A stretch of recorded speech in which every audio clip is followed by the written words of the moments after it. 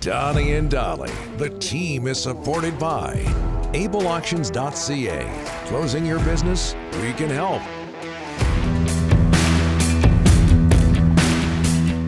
All of our guests today on Donnie and Dolly, including Ron MacLean, standing by, brought to you by the Waddling Dog Pub. The Waddling Dog Pub is your place to catch every Canucks game on their 17 TVs, all while enjoying one of their 19 taps, including beer, wine, and cider. They've got Donnie and Dolly merchandise there as well. The number one pub in Victoria is the place to come, sit, and stay. I played beer league hockey, senior hockey up in Red Deer when I was there. Yes. Back in the 80s. Yeah. I was making my tour of Northern Canada. Paying your dues. Broadcasting tour. And I'm telling you, the best official, the best referee we had was Rocket Ron MacLean. Wow. And I know Ron talks a lot about his officiating days. I'm not even sure if he's officiating anymore, but he was an outstanding official. Everybody looked forward to having him as one of the referees. I bring this up because Ron is our guest now from Hockey Night in Canada since 1986, Hockey Day in Canada, a week-long group of events taking place in Victoria, Hockey Day in Canada in Victoria. Ron MacLean joins us now. Ron, thanks so much for doing this, sir. How are you? It's great, Donnie and Rick. Nice to see you both. And I remember vividly what a player you were. So there was two Rockets out there. And it's funny, I just stopped refereeing about 2006, Don, when they went to the two-referee system. I was in my mid-40s. It was clear the NHL were sending officials to the Olympics, so that dream was off the table. And now I just play the beer leagues like you. And it's funny, they all say, you can tell Ron refereed some high-level hockey by the way he skates, and you can tell that he was a referee by the way he handles the puck. Not too good. Okay, beautiful. Hey, Ron, Hockey Night or Hockey Day in Canada, it's been around since 2000. It seems like it was yesterday. You've been all over the country. Is there a moment that stands out? Well, the very first one was fun because it was at the CBC Broadcast Center downtown Toronto. And it got so mild it melted the ice. So I was only on the rink for maybe an hour. We started at noon that time Eastern. And the first guest was Howie Meeker from Parksville, the late Howie Meeker. Bernie Pascal's going to be joining us for a Legends event here in Victoria tonight. He lives there and was born there, raised there.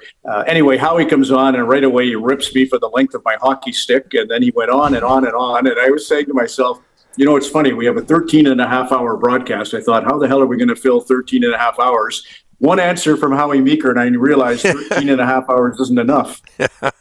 Why does Victoria make sense for this year's Hockey Day in Canada, Ron? Well, I mean, the history of the game, I don't have to tell you. Lester Patrick and his brother Frank were the sons of Joe Patrick, who came out of Montreal to start a lumber company in Nelson, British Columbia. I got an incoming phone call. I don't know if that's making a mess of this, but no problem. It's Joel Darling, the executive producer, so he wrecks everything. Anyway, that's right. The Patrick family started the Pacific Coast Hockey Association, and the very first artificial rink to open in our country was right here in Oak Bay. The very first professional hockey game was played here in Victoria, January 2nd, 1912. The Stanley Cup came to Vancouver with the Millionaires thanks to Frank, and it came to Victoria thanks to Lester. If you really think about the story of our game, it's kind of a birthplace. So it's a perfect setting. We've got a great Western Hockey League team. We've had great BCHL teams. The game stories will be great, and the setting, although we may get a storm tonight, the setting couldn't be better. What has Hockey Day in Canada taught you about the importance of that sport or this sport in our country, Ron? Well, you know, it's funny, like Lorna Crozier, I'll invoke her. She's a poet who for a long time was the chair of writing at University of Victoria. So preeminent poet laureate in our country, queen of literature in our country, so many awards, you could never mention them all. But she was raised in Swift Current, Saskatchewan. And she went to all the Broncos games because her mom sold the 50-50 tickets. And that's kind of the crux of this. We'll have, this is the ancestral territory of the Songhees and Esquimalt, and they'll do the official welcome for us with the Stanley Cup. Jeff Courtnall will ask permission to come onto their traditional territory. And of course, he's a cup winner from '88. That connection, Don, I honestly thought when we started this concept, it would be gag me with a spoon, too syrupy. You celebrate something at the expense of its playfulness. But I found out that, that 6 degrees of separation with everyone in Canada becomes a really nice thing to showcase. So when we're here in Victoria with the help of the Courtnalls and many others, we'll just kind of remind ourselves of how we're in it together. Ron, 38 years with CBC, you have seen a lot of changes in the way television covers hockey. Do you like the way the coverage is going into the future? Yeah, I do. I mean, it's like David Adams Richards is now a senator, but a great writer, wrote a book called Hockey Dreams. And I remember interviewing David Adams after the Shanahan Summit in 2006 when they cracked down on obstruction. And he was kind of from the old school of block the arena with good fights like Terry Ryan on the weekend. He said, but Ron, no matter what we do to the game, we kind of get used to it. It's the same for how we approach a story. There's so many different ways, as you know, Rick, to entertain. You can do it through quizzes. You can do it through storytelling. You can do it through humor. All of those various systems work for the individual so long as it's kind of in them. And as far as the technology helping us, it's immeasurable. I don't always like... we certainly saw it with Kelsey's touchdown overturned in the NFL, and we have seen some, McDavid was up in arms because technology, kind of a little offside gets in the way of a great play. That I can't say that I love, but, it's like everything else. Artificial intelligence will probably help us cure cancer one day, and other times we'll be mad at it. So we just got to get used to it. Ron, it is January the 16th, and the Vancouver Canucks are the number one team in the NHL. Your thoughts on just an incredible run so far for the Canucks? Well, I just give Jimmy Rutherford and Patrick Alvin and Cami Granato and, the whole organization so much credit for the decision-making from the naming of Quinn Hughes as captain to the naming of Rick Tocchet as coach to the acquisition of Philip Hronek. I mean, these were all, when they happened, I thought, well, that's okay. I don't know, maybe it's a bit of a surprise here or a surprise there. Every single thing they did has the Midas touch.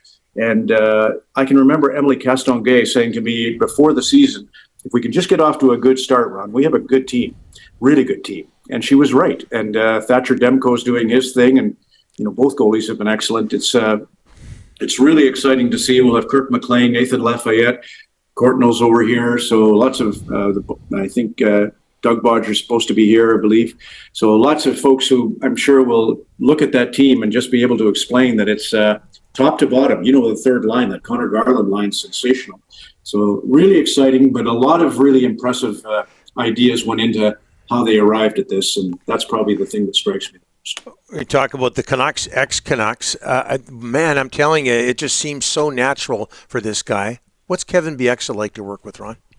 Oh, he's incredible. The first time, Don, we did a show, I remember him saying to Brian Spear, our producer, Brian, can you just give me like 20, 25 seconds on camera so that I can set this up before you roll the clip? And I thought, who is this guy? He's never been on television. And it reminds me of Dave Hodge, the legendary host of Hockey Night in Canada, had never been on TV, never even been on camera when he started his career at Hockey Night in Canada.